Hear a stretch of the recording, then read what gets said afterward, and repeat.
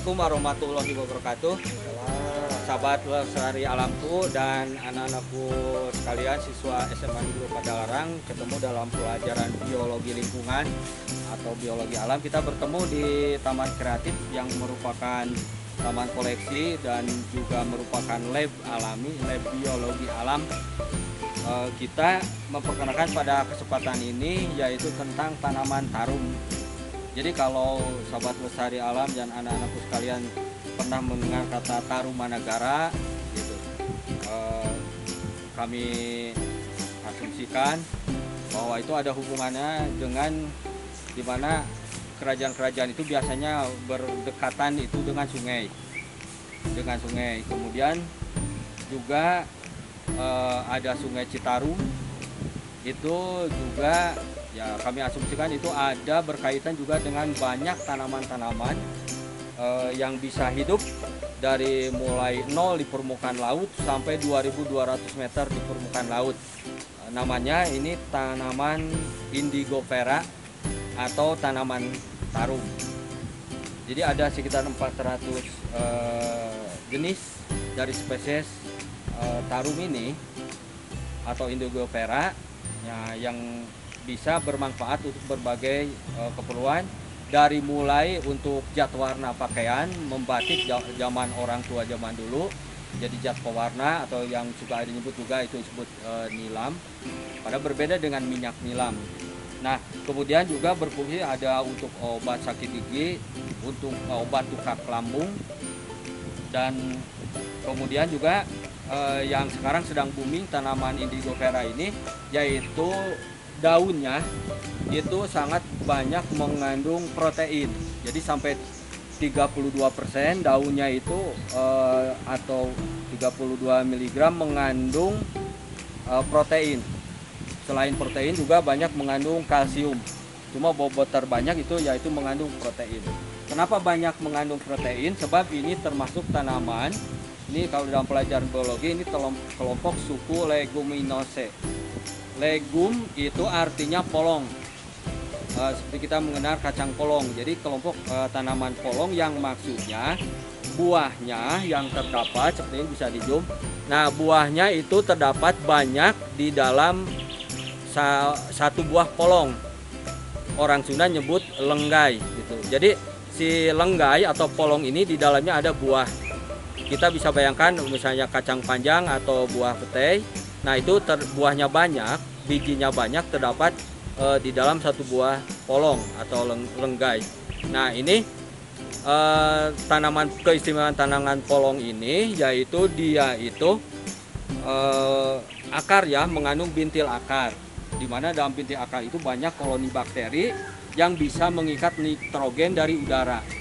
Nah, sehingga tanaman Indigofera ini, di mana tanaman Indigofera itu tumbuh, maka dia berfungsi ekologis, bisa menyuburkan tanah di sekitarnya. Sehingga tanaman yang banyak tanaman Indigofera dengan yang tidak ada Indigofera, maka tanamannya berbeda kesuburannya.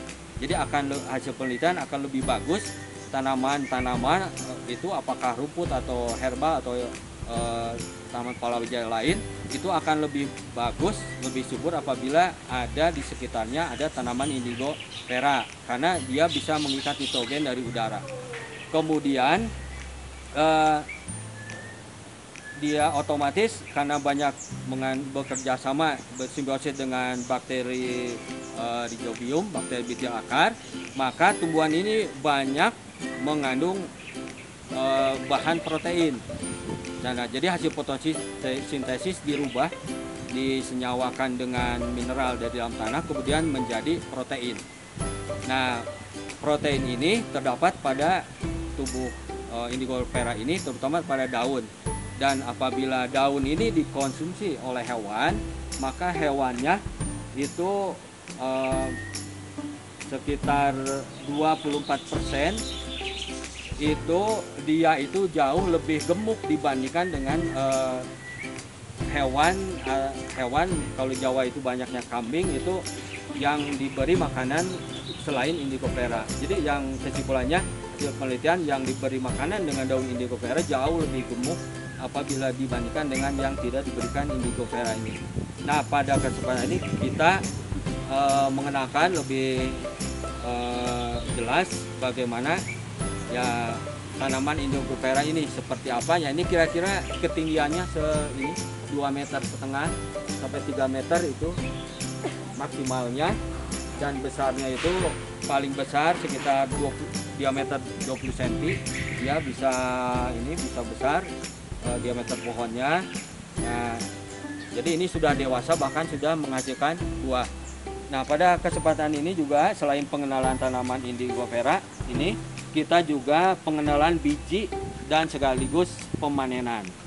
Nah, jadi ini contohnya tim kami nih, tim gardener kami, tim Paraka di SMA Negeri Padalarang sedang panen.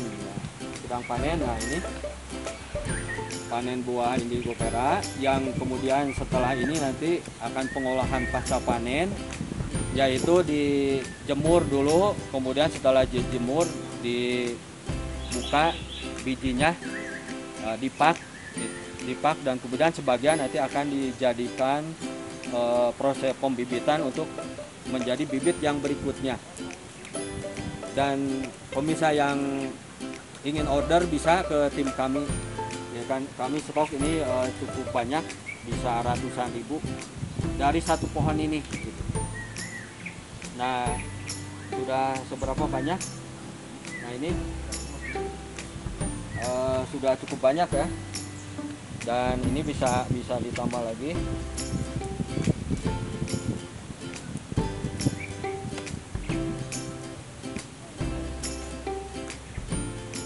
Ya, alhamdulillah kita sudah selesai panen, dan kita punya yang besar di sini itu punya di 3 tempat.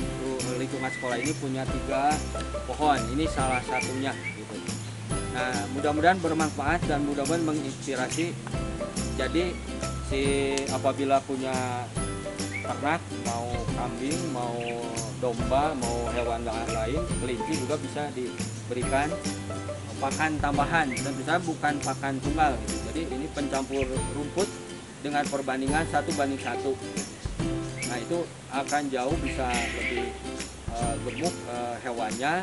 Kalau proses laktasi atau penghasilan air susunya kalau pada ternak misalnya akan jauh lebih banyak, sebab penggemukan maupun proses pembentukan air susu pada hewan yang diperah itu membutuhkan bahan pokok yaitu protein. Nah, sampai di sini dulu pertemuan kita berakhir. Kita jaga alam.